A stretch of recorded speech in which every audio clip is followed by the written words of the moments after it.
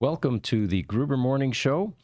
This is the special Tesla Roadster portion, and we have a special guest today, Chad Maglaque with Recell. And I'm Pete Gruber. I'm Mark Schaffner. Good morning, everybody. Welcome. Yeah, welcome, Chad. Thanks for joining us. Thanks for having us on. Today's theme is going to be the Tesla Roadster replacement battery packs that everyone has been looking for, waiting for, and Chad actually has a very interesting story to tell today, so we're going to get to that in a moment here. We usually cover some of the other Roadster news before, so I thought we'd get that out of the way, and then we can really deep dive into what's been happening with other options besides the Tesla Roadster battery replacement. There's currently a Roadster VIN number 3, let's see here. Did I have the VIN? Yes, 330 on Bring a Trailer that is going to finish here in about 3 or 4 hours. What we like to do is promote these cars, even though they're not being sold on our Roadster matchmaking site, because we're trying to get the prices back up. You know, the last Bring a Trailer was $71,000. Before that, it was $69,000 for the same car, $69,500. It's way too low, guys. We all know these cars are worth more than that. The only reason they're this low is because there's a glut in the market right now. So many of them are being sold. So this particular one has 24,000 miles. It is a 2008 Twilight Blue. If you're interested, go to Bring a Trailer. You can get all the specs there regarding CAC and all of the other details. And of course, like most Bring a Trailer listings, this thing will have 100 to 150 pictures, so you get plenty of different visuals on it. Wanted to give a shout out to Jason DeFoss, who came to us last year. He is a rescue specialist and trains first responders on how to deal with EV issues. He asked us last week, can you guys take pictures of the bottom of the EVs, the Model S, the Roadster, the Model X, and we try to help anytime we're asked, and what he does is a very good service, teaching the first responders how to handle these cars after an accident, especially when there's a fire. Sure. And, and there are special things that have to be done to handle the fires themselves as well. The name of his company is DeFoss Extrication and Consulting, Inc. And if you're interested, you can find him on Facebook as well. It's Jason, DeFosse. A picture we could throw up here, Jesse, is called charge cables. It's the yellow charge cables. And what we've been doing is rebuilding these, and we had no idea what the level of interest was going to be in these charge cables being rebuilt. And this picture that is about to go up here, is it up or am I just not seeing it, Jess? No, you can keep talking about it. Okay. There's no preview for you guys, unfortunately, right now. Okay. So these, what we do is we take the old yellow charge cable, which has a 12-foot cord on it, and a GFI plug that tends to go bad after 5 years. It has bricked a number of Roadsters, more than I care to mention. We get rid of all of that nonsense, and we give you a 10 gauge instead of 12 gauge, which is good for 30 amps, 25-foot extension cable on the end of that, also yellow, by the way, and get rid of that GFI plug. And apparently people love it so much, we're getting at least a couple orders a day, a couple orders a week, sorry. Okay. And they continue to go out, and people are very pleased with them. So if you're interested, it's on the e-store. You can get your cable rebuilt and get all that stuff replaced on it. It's on our store. Just look at the first page there under the Roadster section, and you'll see the cost and what we end up doing. And there are a couple there going out. We get asked questions often when cars are brought in. And do we have a waiting room? Yes, we do. Do we have Wi-Fi in the waiting room? Yes, we do. We even have a desk for our visitors so that they can perform and do work. And the other question is, do we have loaners? We do from time to time, but it's on an as-needed basis. And so check with us before you make the commitment. Yeah. In fact, most of the time we don't. Insurance doesn't always take a real kind view of that either. Yeah. And then finally, we had one of the Tesla managers sent me a notification earlier in the week, said, I have a couple of Tesla Roadster seats for sale. Do you want to buy them? And I said, well, no, we have plenty. However, I can post that out on the Roadster matchmaking site. Remember, anything out there is free, even accessories, even parts, and of course, cars. And it turns out he sold them before they actually got, before we posted. There's a picture called Rex's seats, and they were the tan version, non-sport seats, and he ended up selling them within days. So, all right. So getting now to the resell story, I have a few questions for you, Chad, and but the best place to start might be, what is your background, your personal history? Yeah, well, yeah, and I can certainly provide both kind of background for the company and my own background. So, the background for the company, I mean, Resell, we launched in 2015. We're basically today providing certified replacement battery packs for out of warranty Teslas. Most of those, of course, are Model S's. We're now starting to see some Model X's, et cetera, and some Model 3s. And we can talk about that too. And what we provide is a fully certified, rated for range, certified for factory spec on each of these battery packs that we provide. And to the point where we're actually down to kind of 2 standard deviations when it comes to capacity across every cell in the pack. We actually got our start working on the old the Smart Car 4.2 electric battery packs that actually Tesla had made for Mercedes. And then they went on to do some work with Toyota and RAV4. That was probably back in 2012, kind of messing around with the CAN bus, trying to figure out all the reverse engineering on this kind of stuff, because of course none of that was ever documented at the time. And then in 2015 is when we kind of turned our attention to the Model S, sorting through the technical requirements. We'll get into my own background, but, kind of digging into all the CAN bus signals, seeing what kind of data we could get off these battery packs, and then kind of sorting through, okay, so now that we understand the diagnostic side of this, what are the kind of the technical requirements that we need to, build out a certified battery pack.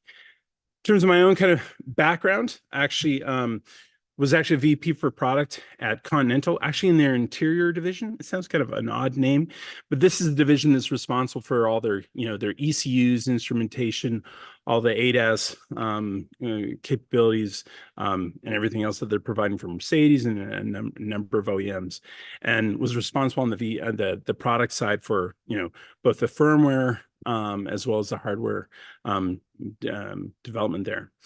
And so if you think about it, I mean, we're providing replacement battery packs today, but our core competency, when you look at it, is really the technologies around, the diagnostics, the software, and the firmware side. And we've done some really cool innovations when it comes to the packs themselves. Obviously, a strong understanding of kind of the cell chemistry and stuff like that, but there's going to be, people out there that know that far better than us. But we are experts when it comes to the diagnostic side of things, the firmware, what we need to do to reconfigure these packs and get them back out on the road. Okay. I think that's kind of, I mean, certainly in terms of the background that we do. Any questions there? Well, we see you guys a lot on the Model S modules, for example. And Sure.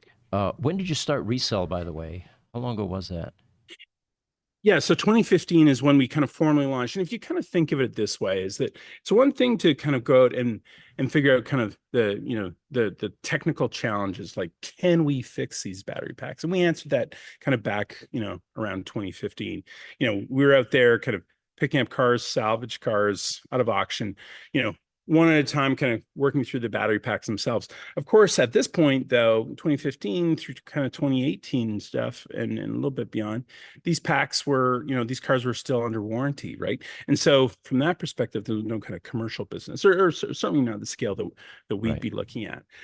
But we proved that we could kind of go do all the technical side of things.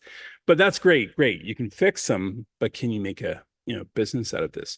And so that's where we launched in really kind of 2021, as these Model S's, the 2012s and 13s first came out off of warranty.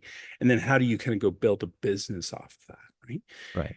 And just because you build it doesn't mean people are going to come, right? And so, I think we probably started out with some modest goals, but that's actually been a huge success since we started. I mean, year one of actual kind of true commercial operations, we actually did 5 to 6x what we expected.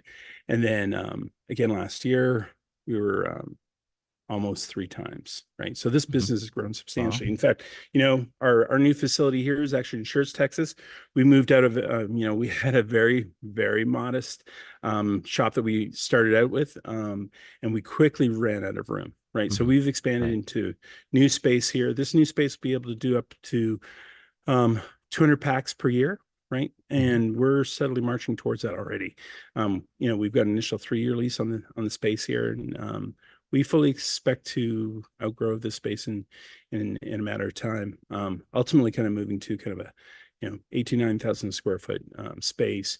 Working on the Model S, but also the Model 3s, and we're starting to see those, as I mentioned. The Model 3 is actually a core focus of ours, actually, as we build and grow. My background in Continental, previously at Microsoft, everything is about scale. I'm used to actually, shipping out 30 and 40 million units when it comes to software, both commercial and retail software and stuff like that. We're not going to get there. That's a long ways off, but scale is always our focus. So when we look at these Model S's, we're going to build and grow that. And then the Model 3s, I mean, that tidal wave is offshore, and it's now starting to kind of come up onshore, where we've got Model 3s in limited production, and that's intentional, but we fully expect those to fully come online in the next kind of 18 to 24 months. We've been watching the growth of the independent maintenance providers, like yourself, for example.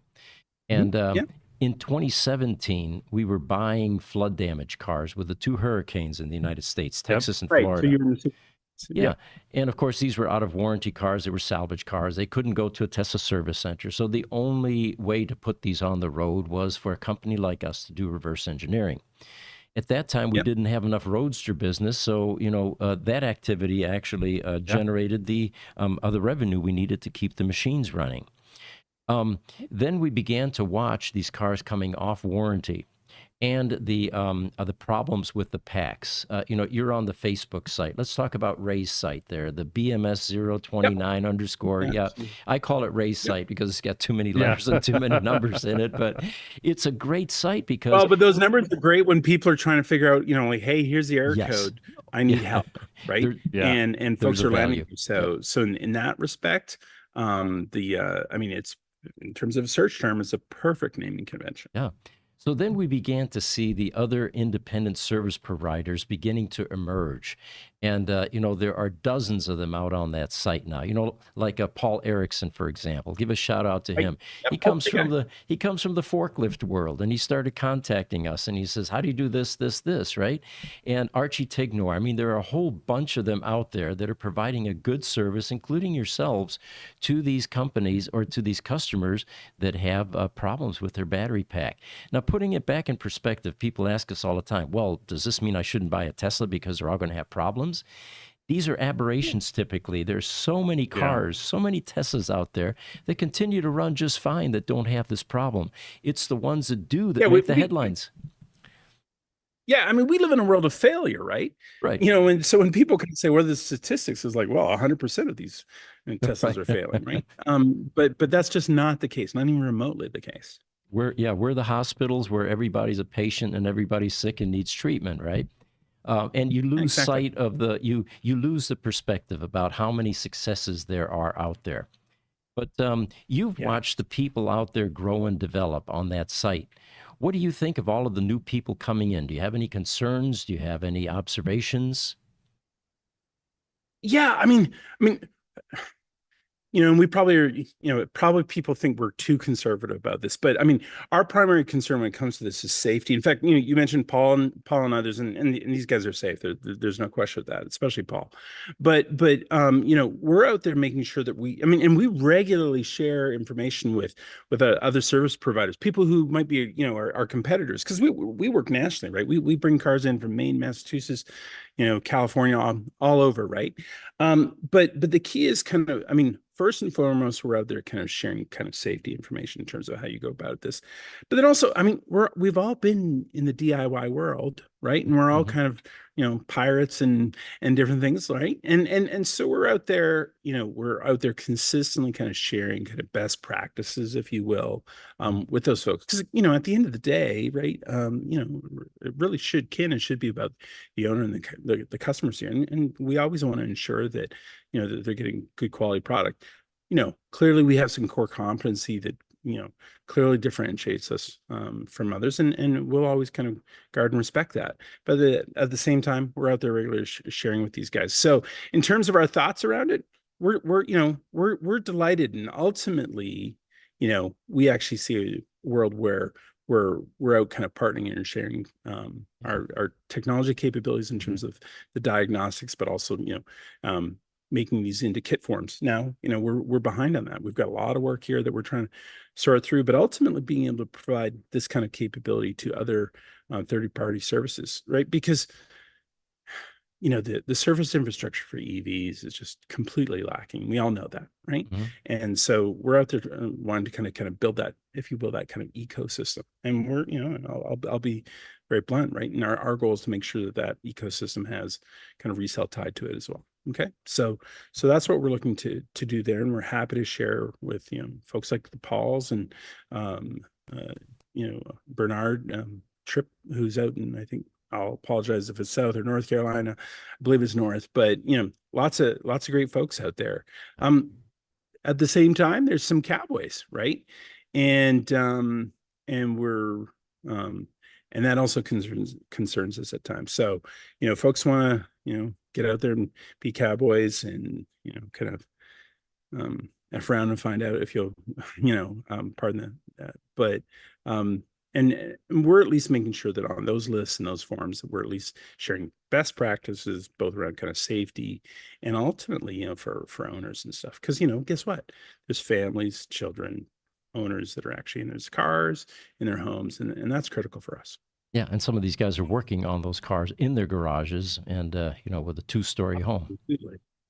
Thank you for and providing. again, we've all been there, right? Yeah, we've been that person working in the garage, and we love and support DIY, right? I mean, we're in the service business and stuff like that, but we're always going to help the DIY, I mean, both help them, but also hopefully share what we can so that folks are safe, but also they're just not banging their heads against the wall on this stuff. Because I mean, again, we've all worked on these cars. They can be a lot, and you can, when we first started, I mean, we couldn't even get the firmware working. I mean, like a month and a half, to the point where we kind of developed PTSD of that when the firmware failed, right? I mean, to this day, when the seatbelt uses that same alarm, have the same PTSD to going through there. So we don't, again, we want to help the folks out there that are, that are earnestly going out and doing this themselves too, for sure.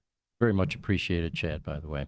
And, there are no textbooks. There are no guidelines. We found that out the hard way ourselves with a fire that we had in 2017. We were overcharging a Tesla Roadster battery and lost an entire building and a number of cars. But one of these days there will be a book, How to Repair EV Batteries for Dummies, right? There's a good business idea.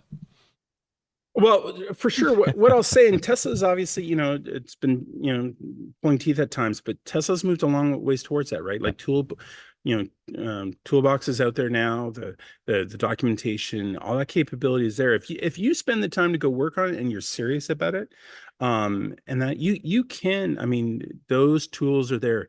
You don't have to go off and do hacking and building out these devices and reverse engineering so much of this stuff. I mean, those tools are out there, and that's around right to repair. And obviously, Tesla's, either on the one hand drag their feet, or also remember too, right? Like, GM, Ford, and these others have been in this industry for, over a century, and Tesla is still very new at this and stuff like that. So, this stuff just takes time, and they'll get there, right? And they've already made huge strides in the last 3 years, like huge strides, right? And they'll continue to get better at that. And folks, be patient. We are going to get to the Roadster portion here in just a moment. We've got some questions that we need to entertain. We've got Pritma Yadav. He says hello. He's joining us. Klippo says, with as many cars as there are, will there ever be enough service organizations? You know, the market adjusts to demand and supply and demand. So I have no concern that there will be enough service organizations. But like Chad points out, safety is paramount. We're going to have to begin to focus on developing procedures, and it'll probably be people in the community initially. What you mentioned about Tesla is absolutely correct. They have gotten much better about supporting these types of efforts. They released all of the Roadster stuff about a few months back, open sourced it. Sure. Yes. Yeah, and it's not the greatest stuff in the world, but that's all they had. I don't think they're holding anything back, you know? I don't think they are either. And then we've got Niels, who is joining us again. Niels is one of our regular contributors. He asked the question, sorry if it's been discussed, but how difficult would it be to display how degraded a car battery is? That's the first thing I would look for if buying a used EV, but it's difficult to measure. Yeah, what do you think, Chad? Well, I mean, the tools are there. They could certainly be even better yet, right? But I mean, Scan My Tesla, which so many folks use. Ultimately, there needs to be kind of Scan My Tesla out of the box, not the kind of the two-put, which is like, here's the software, here's the connector, here's how you find the connector. Something wrapping all that in kind of like diagnostics in a box is the way to go on this, and certainly Tesla could start kind of presenting that on the screen. But ultimately, what Scan My Tesla has the they provide the CAC values, which is certainly a primary indicator when it comes to kind of battery health, both in terms of level of CAC and then also any imbalance and stuff. I mean, if you could even get to that, I mean, that'd be a first order approximation in terms of your overall battery health. So the Scan My Tesla's out there. That's still pretty pretty much in the DIY world. It's certainly not, I mean, in that sense, from a consumer perspective, especially approachable. Sometimes we all work on these cars and we get way too close to them. I mean, there needs to be a full consumer, hey, I just want to plug this in, whether it's a dongle or just present it on the screen and just give me a quick sense of this battery health. And that kind of stuff would be so easy to do. Yeah, for sure.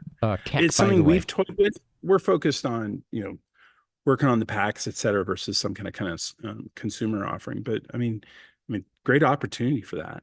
And actually, just coming back to your previous point, the service centers will be there. Tesla's out there working with vocational, local colleges to do this stuff. But also kind of think of it this way, right? Whenever you ever seen a freeway built that doesn't get filled, right? When there will always be, there will always be service capability. It needs to catch up for sure. But once that's there, it's going to be there. And these cars aren't that different from a regular car. Obviously, a high voltage bus is completely new business, right? A completely new story. But I mean, that's just a matter of kind of getting that training, at the vocational level and others, and that's just a matter of catch up. Right. CAC, by the way, calculated amp hour capacity. And, sorry, apologies. Yeah, that's okay. I hate the TLAs.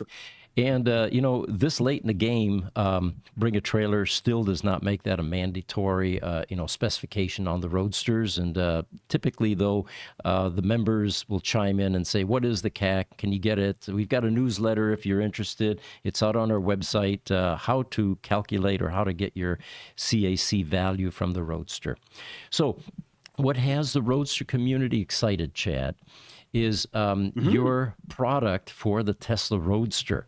And let me just take them through a bit of history here before we get into the meat and potatoes on this. The original Tesla Roadster battery had a design life of 10 years.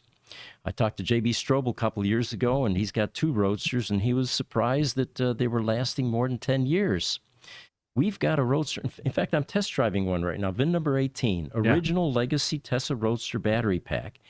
It floored me when I got out this morning, and it charged overnight at 80% to 189 miles range. This is like a new battery, and it's 16 years old. It was a 2008, right? So we don't know how long these batteries are going to last yet. The only indication that we have of how these will go end of life is with an ill-fated 2016 version that was a replacement pack that Tesla built for a couple of years and found that they were declining rapidly, and now they're actually losing power this late in the game, while the legacy counterparts that are in the cars from 2008 are still running fine. Right. So that's kind of the history on the pack.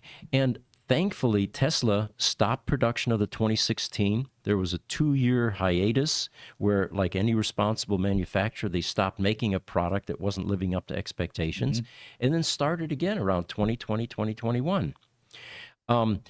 During that brief period of no product available, the Tesla Roadster prices nosedived. I mean, you could buy a functioning Roadster on eBay for $35,000 to $40,000 at that time.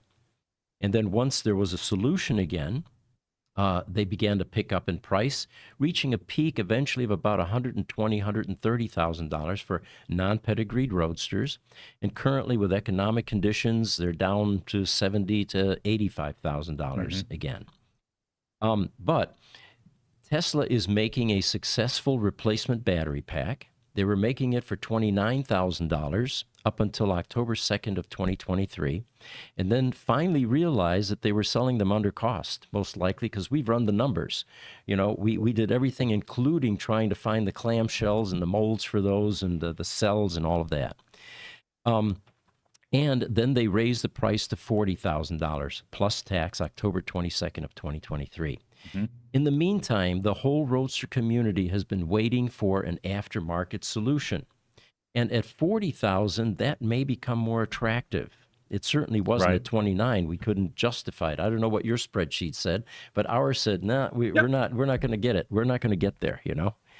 So anyway, and people are going after like extraordinary margins here, right? I mean, like especially on the these packs and rebuilding them. I mean, it's very labor intensive. I mean, there isn't a string of robots out here kind of doing this work. You don't have them. I mean, Tesla, I'm sure doesn't even have them for their Roadster work. They do not. They never did. They have. They have robotics on the later versions, but all of that ultrasonic welding of these, thousands of fusible link wires is being done by hand. Even the insertion of the 6,000 cells. times 2. Times right? 2, yeah. 7,000 times 2, about 14,000.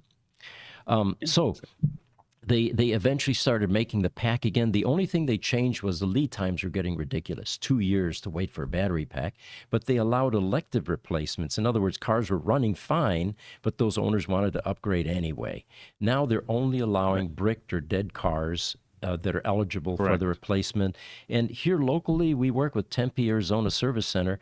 We're seeing 2 to 4 month lead times on those packs, which isn't bad, for a wait. So here we are. There are 4 primary independent companies that have been working on the packs, and I'll just quickly run through them, and then we can get the resell story as well. Marco Nolte in Germany, a very knowledgeable firmware type, owns a Tesla Roadster, owns the later Model S, and I don't know what else he has these days. But he actually successfully developed a replacement Roadster battery pack using Porsche Taycan modules. Of course, they're going to have to be used because I'm not sure that Porsche will even sell those individually. I don't know that they will, And so it becomes a supply and demand problem. But the remarkable thing about his project is he actually has a functioning Roadster that he's been driving around.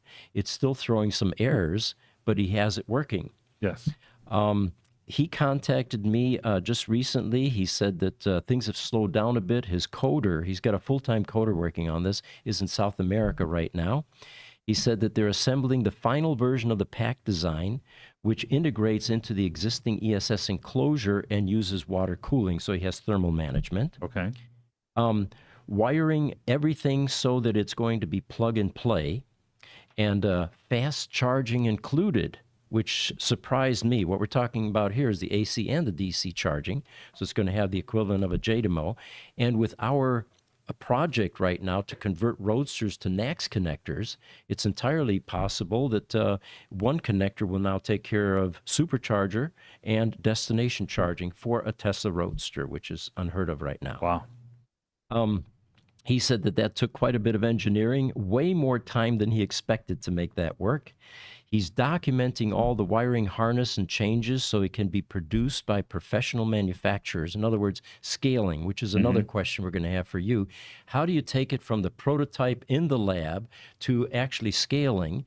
And then the final question is, are there enough customers to make the scaling worthwhile? Unanswered at this point, right? He's going to continue on the project May and June, and anyway, he's well on his way to continuing with the project. Then we've got Chris Rosa, who is in Germany. And he says they originally used Tesla Model S cells extracted from used 85 packs. We realized how big a job it is, and we went to new cells similar to those from the Model S. Unfortunately, his supplier in China doubled the price, so we decided to take a break and look for an alternative. They made 6 packs in total, and he says, remember, the Roadster market in Europe is not very big, so it doesn't sound like he's going to have a problem scaling. They are also now working on a semi-solid state battery for the Roadster, and this should be ready in 2025. So that's his latest version about what to expect in terms of a Roadster replacement pack. In the meantime, he's doing what you guys are all doing, what we're doing to some degree, Model S repairs like LDU rebuilds with coolant manifold deletes. And, you know, this is the cash cow for a lot of these guys currently. The final one that we have is Jerry Gibson up in the Pacific Northwest. And he says, feel free to mention my project, though I've paused it a while ago. He has higher priority paying projects to work on, which is something else I want to insert here. All of this work that we do out here in the independent space is like a, nonprofit type effort. We're not making any money on this. All of this R&D, all this development comes off the bottom line somewhere. And the hope, of course, for all of us is that at some point in time, there's going to be return on investment, that magic ROI. And again, we're questioning with 2,000 customers out there, is that realistic? We don't have the answer for that yet. But just to make sure that everybody understands that the people involved in this, we have a healthy respect for all of you guys, and us included, because this is all, not for profit. It is all overhead. It is all an act of kindness to the Roadster community. So in his case, he's working on small modules at this point, scalable, in other words, comparable to an e-bike battery, he says. And basically, it's a full 400-volt ESS pack architecture. You could run on one module at reduced kW or plug in more as needed. Now he's doing what we do in a critical power world, which is scale UPSs, so that you start with a 50 kVA and you can go up to 250 as your needs grow. So he also says that he's very curious about what you guys are doing. So I'm going to turn it back over to you, Chad. What are your goals with this Roadster project? Yeah, and maybe actually kind of, what you described, like is there even a market for this, right? And this came about as a couple of different ways. We were actually originally commissioned by, I come from the automotive world, right? And kind of looking at like, hey, what could we, these cars are getting bricked and more of them will. And I'm actually a bit more pessimistic. I mean, like having seen these Model S's, which, use similar or even better technology. I mean, very quickly, these packs are going to, they're just going to decline. And I actually think that's probably just a matter of a year, couple years, potentially even less, right? There's an end of life so there's going to be more and more people that need some kind of recovery solution. And I love the work that you guys do, right? But there's only so many cells that we can kind of go out and repair and get resistive. I mean, there's only so much you're going to be able to do. So we were asked to kind of, how can we get, take a brick Tesla, the Roadster, and get it back on the road. And we took a very, very quickly, we took a different approach, both in terms of kind of the market opportunity, but then also looking at the technical capabilities. So if we look on the technical axis, just immediately it became obvious to us, at least, that the original Roadster is just completely overburdened, and not inappropriately, right? The design requirements in 2008 and prior to were based on 2.2 amp hour cells, all that capability. How do we even kind of get this going? There's this world of range anxiety that kind of hangs over the market at that point. And how do we kind of make and even how do we get beyond kind of 100 and then 200? And the goal, and so the design goal or design requirements, like, hey, we're going to go build a 99 brick with 69 cells per brick, and you end up with this enormous pack, both volumetrically as well as also in terms of weight. And what was otherwise a very nimble chassis and just completely overburdened it, right? When you look at the Elise and the Evora and all these other stuff, they were known for their handling. Whereas, I mean, that's definitely not the Roadster, right? Great straight line performance, range at the time. We also come from a world where we look at range, and range is, of course, important, right? But when we introduced one of our, early packs, our 210 Plus, people thought we were nuts. What are you going to do? You're actually going to reduce range. And the answer is that people are just trying to get their cars back on the road. So, in the case of our 210 Plus, it offers 210 miles or more in terms of range. People are looking at 0 miles and they're thinking that 210 miles is amazing. And it also fits a great, portion of the market in terms of kind of 200 plus miles, commuter, daily driver, all that kind of stuff. So we immediately kind of turned around and just said, listen. We can build a lighter weight pack that has the power in terms of the power density, and in terms of the energy density, you can easily get above kind of 200 miles without kind of chasing, what Tesla's done with their latest pack, this R80, right? Is 80 kilowatts, go get more range, try to get 300 plus and stuff like that. And we just looked at it completely differently. And we just said, no. We're going to go after a lightweight pack, get the nimbleness back in this car, get the handling where certainly better than it is. And our design goal was to reduce the weight of the pack by as much as 400 pounds. Not worry as much about the range. We're not looking at straight line performance, right? I mean, anyone can put the, wide open throttle and, do 0 to 60 in 3.6 or 3.9, whatever it is. I mean, those are incredible numbers and great. The Plaid can do 1.9. That's actually an uncomfortable experience, right? Whereas getting out on the track, driving a car, I'm actually a Porsche guy, right? Yeah. And Porsches are not known, they are now, but they were never known for their straight line performance, just like the original Porsches were 130 miles. But they're out winning Le Mans and all these others, right? And the answer is that, the great race cars in our view are the ones that are on the track, that have the handling. And that's where kind of Porsche gets its name, where the others get their names, right? It's just out on the track, right? So we just turned around and said, listen, we're going to actually build a pack that's actually, performance and handling focused. So it was immediately, we're going to reduce weight. We're going to make sure the power density is still there. And by the way, the PEM and the motor on the Roadsters, nowhere close to what the Model S does, but nor do you need it, right? I mean, they're 185 kilowatts, 215 kilowatts, has all the torque you'll ever want. And then, and we can sustain that power for a long enough period of time. You can actually get great performance and, our goal is to have a car that's planted and nimble, right? So we looked at it that way. So that's the kind of technical requirements in terms of what we looked at. And then we also said, is there even a market for this? And actually the answer, as currently defined, no, there isn't, right? But what you need to look at is that when you look at, the old 911s and the 356s, and apologies for the Porsche references, but this is a world where it's just like, guess what? You can actually build Cup Series races around these older cars, right? And you can also, so that's one end of the spectrum, which is like, hey, if we get enough of these, we can actually kind of build some performance capabilities into these and actually look at a very particular segment that's performance enthusiast. And that's what we said our target market is, unequivocally, right? It's not even your regular Roadster owner. This is a performance enthusiast who wants to give, potentially, track days, have nice kind of country road drives and all that kind of stuff, and wants performance out of their car. This is not, even though that segment is only, 2,000-ish customers, we're actually looking at something even smaller. In fact, I think in some of our earlier talk around this is kind of think of what Singer's done, what Ruff has done, what Celine has done is like very bespoke builds and capability with deep performance capabilities but that also match up effectively a new car, right? And that's how we're looking at that, right? I mean, in terms of the packs, and this actually information is up on our website, and we've got our good, better, and best in terms of the pack. They're, as we were talking earlier, they are not cheap, right? And we understand that's not going to work for everyone, and that's going to be okay.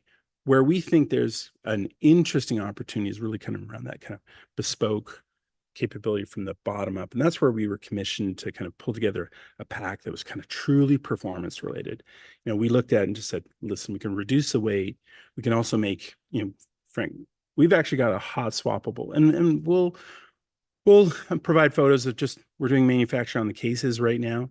And this is basically a cassette style loading of the actual pack up into that space. And, we're going to have leftover space for storage out of this thing. Right? Really? Okay. But the ability to kind of hot swap. And that comes a little bit from the Model S side of things, but then also just looking at it and just saying, listen, I want my commuter daily driver. And guess what? I also want to, go out and do track days, or depending on the endurance or different length of the race or something like that, being able to kind of go out and do that. I mean, frankly, we'd love to see a Cup Series built around this. I mean, get Musk and everyone else behind that. Take them up to Pikes Peak, see what you can go do. Yeah. But we're actually pretty skeptical about the actual market for this. We think it's actually we don't think it's a large number, right? Right. And that, did I answer your question there? You did in a number of ways. One clarification that I want to make: there are two types of Yeah, brick please. Roadsters, and one of them is quite repairable, actually. And that is if it's within 6-month range. If they pull the service plug, it could be a year, it could be a year and a half, because we've taken the drain off the battery. I'll give you an example. We bought a P100D Ludicrous in 2017, a flood Yes. damage car. And it was saltwater damage, and it turns out that we never got excited enough about to rebuild it because there were barnacles on the rear chargers, underneath the rear seat. It was that bad. Wire harnesses all chewed up, and electrolysis and metal plating everywhere. We actually pulled that battery a few weeks ago and found that it was quite sound. From 2017, it's been sitting outside for 7 years. The point being is, if you Good cells. Wow. if you put a lithium ion multi-cell pack in a coma, take away all of the drain, that thing will sit there on the shelf for years. Yeah. So the problem is, in the Tesla Roadster world, there are two types. That only lose 2 millivolts over a year plus time. Isn't that amazing? That's not unheard of. Yeah. Right? So with the Roadsters, the hard brick Roadsters are the tough ones. Those have to have a battery replacement. There's no cost-effective way to change 11 sheets, because sheets aren't in production, and you have to pull them out of donor cars. And how many donor cars do you see on Mannheim, IAA, Copart these years, right? Maybe 2 or 3, if that. So your project definitely resonates, because for those customers, it's a cost-effective solution compared to the $40,000 or $45,000 Tesla replacement. For the short-term brick Roadsters, we're looking in the neighborhood of $2,000 to maybe $6,000 to $7,000 to put that car back on the road, with a pack that we have no idea how long it's going to last at this point. Remember, we talked earlier about, I'm driving one now that's got a 189-mile range. That thing could go another 5 to 10 years in my estimation. Right. So I'm going to say no to that, but sure. Okay. All right. Well, It's we gonna don't go. know. It's Yeah. fine. So the question is, you have an exciting set of options with various types of, and I love the modular approach, the scalable approach, all of that. The 2170 cells pack so much more power. The weight savings, although I have a question there about suspension changes, and we can get to that at some other point. Yep. But Yep. so with this pack that you have, do you have any kind of a test mule, any kind of a prototype, anything that's actually functioning that proves that you guys were able to integrate the firmware needs and the electronics needs in the Roadster to this new design that you have? Yeah, and let's be really clear, right? Everyone should be totally skeptical about what we're doing, what anyone else is doing, until these packs are in the car running and integrated. Because actually, the biggest challenge here, and you kind of touched on it, I think, and I know you've touched on it in a previous conversation we have, is the kind of the integration with the power electronics, right? Like that's just, I mean, putting cells together in these modules, that's relatively solvable, right? Yeah. Trying to kind of rebuild these packs and try to one of the guys out there is kind of like doing a 96 brick capability. We just kind of hand wave immediately. 99 bricks, 416 volts. Here's what we're going to do there. And I apologize, I lost where we were. Well, we were talking about how did you achieve integration? Has anything successfully, is a proof of concept Yeah. version No, available? sorry. Right. So the key element here is, I mean, we do a large hand wave around that. Like we're still doing 99 bricks, right? Different number of cells in parallel, but still kind of 99 bricks in the integration piece. We do have a test mule. We actually may have one or more that we're working with, and we're hoping over the next weeks and months to actually get that out on the road and be able to kind of demonstrate this. Because like I said earlier, like, until you can kind of get this working, running, and Pixar didn't happen. I mean, we fully appreciate that. Here's how we simplified, like I said, the problems in terms of integration. We're not going to change the architecture. We're going in with 99 bricks. We're not going to mess around. We can do some improvements around kind of the 12-volt power management, making sure that these packs don't self-brick effectively and stuff like that. But that, again, that's not a hard technical problem. You guys have dealt with that as well. But in terms of integration, actually it's relatively straightforward. I mean, the real key is getting these modules together, the right architecture in terms of module design, and having the right sizing, that capability. We've posted photos. I think you guys have some as well. These modules, I mean, we've taken a different look in terms of how we think they should be laid out and designed. But there's also no surprises. They look remarkably similar to something you might find in a Model 3 or even a Lucid, right? Very straightforward, but still water cooled, et cetera. Okay. Did I answer your question? Well, except for the portion about integration, that's still an ongoing challenge, it sounds like. No, and sorry, maybe I wasn't clear about that. We're putting these modules so that they're fully integrated in terms of like we're using the same connectors into the PEM, the motor, everything, right? So and the VMS as well. VMS still talks to the battery pack in the same way it does. I mean, that's the entire hand wave, just to kind of simplify the integration. Is that yeah, I mean, we're making that not an issue. So just a quick follow-up. It sounds like I come from kind of the software side. It sounds like you're taking your software that's in the Roadster and making it think that it's got a Roadster battery, but you're using your own design on the hardware side. Is that kind of how you're approaching it? Others that we've talked to have said simple than that. Like, right. So there's, and I'll even say, I mean, down the road you can kind of go do that, and others are working on that. I mean, there's no interface. Like, this is even a case of making it think it is, right? This is about kind of modules case using the existing BMS and VMS capabilities on top of these. You maintain the same kind of fundamental cell architecture, or at least kind of topology, I think we'd kind of say. That makes sense. And there's no kind of making anything think about this. In the 3.0 battery pack, the replacement battery pack that Tesla is that they've been offering, they end up changing components on the DMC board, which is the board that controls, it's the brains of the PEM, basically controls charging and such.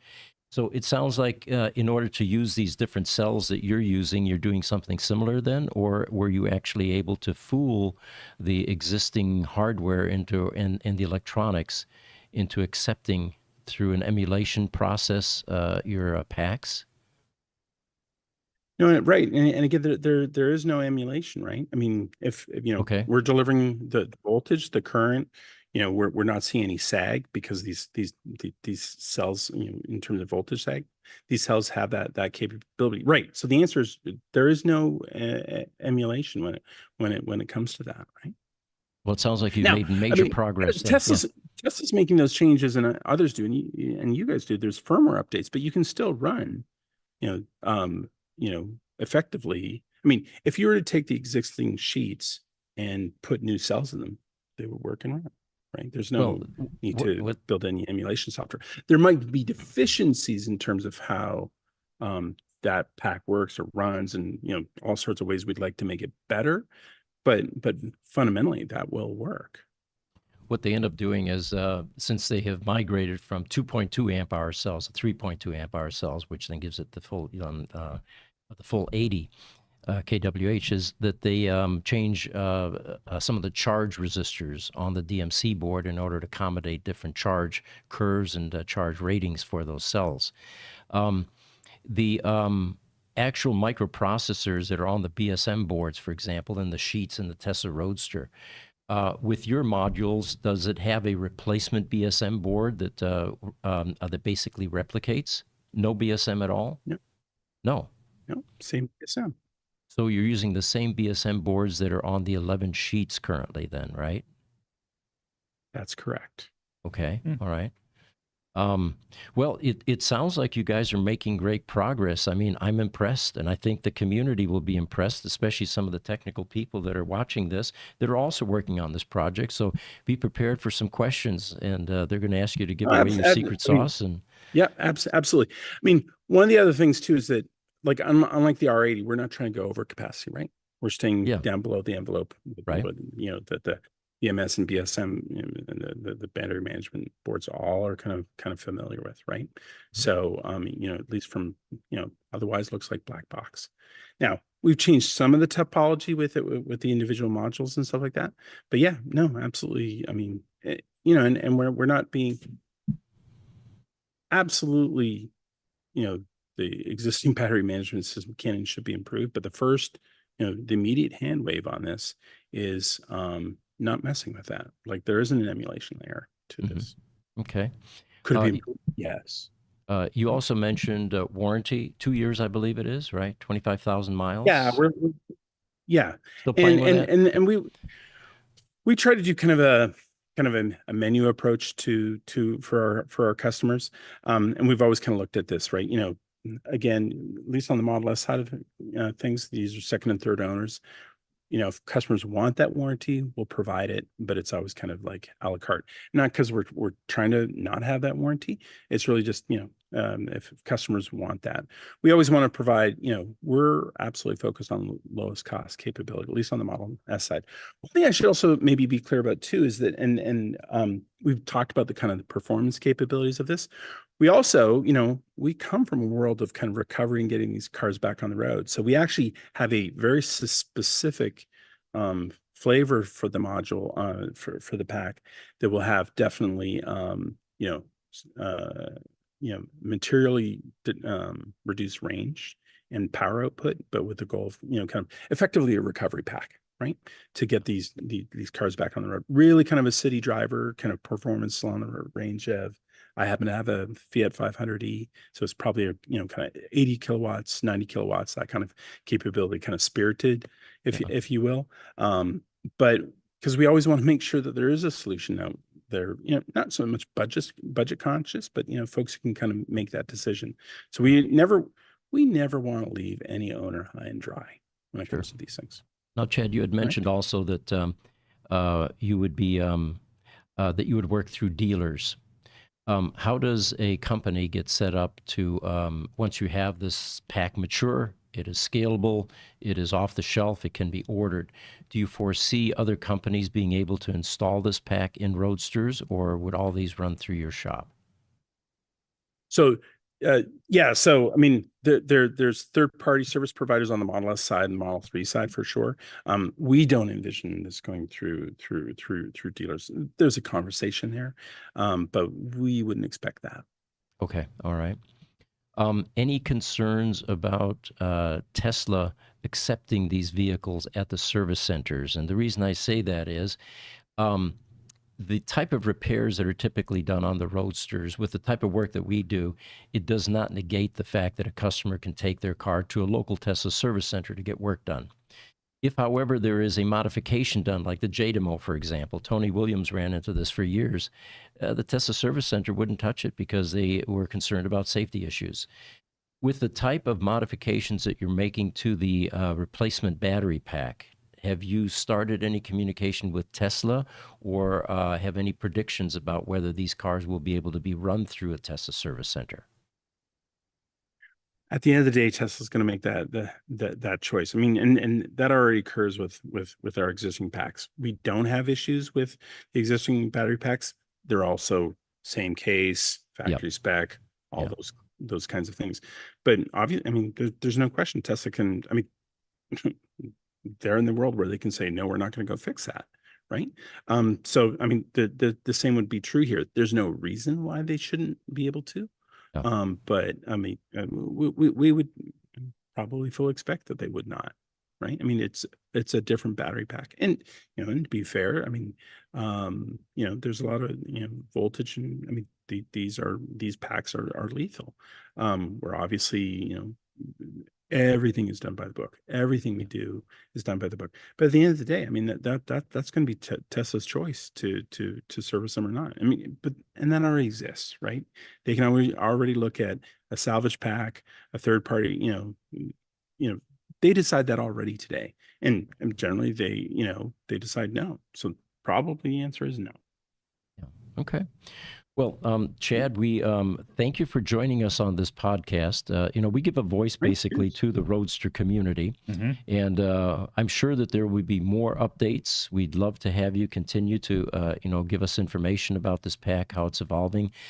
Like I said, I believe it's one of the more exciting things currently happening because, we now have a fourth option for a replacement battery pack, and the lightness and, the type of background that you and your company have sounds like this may also be a viable option. We've got one comment. Yeah, I mean, what I'll say is, we have the horsepower to make this happen. Yeah. But at the end of the day, absolutely, folks should be skeptical until we've got them out and rolling. I mean, there's no question of that, for sure. We do have one comment. Ray Johnson has from the user group has said, no amount of thank yous can be communicated to recognize the exceptional service and good that both Recell and Gruber have done. So here's a start.